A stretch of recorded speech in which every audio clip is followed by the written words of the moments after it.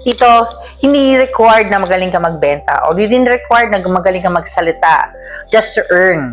Yun nga yung sinasabi po namin na ito yung nag-separate ng Myriad from the other companies.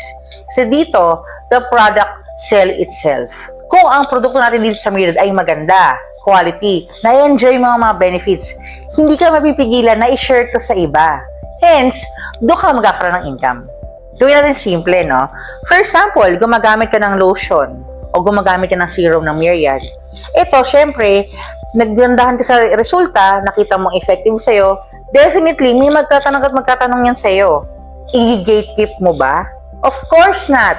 I-share mo yan sa kanila. No, hindi mga experts yung mga resellers natin dito. Actually, mga ordinary users nga lang sila eh. Mga naghahanap ng pantanggal ng mga tigyawat nila. Actually, hindi ka nga maniniwala eh. Ang inaasahan namin dito ng mga unang resellers po natin is mga mommies, girls.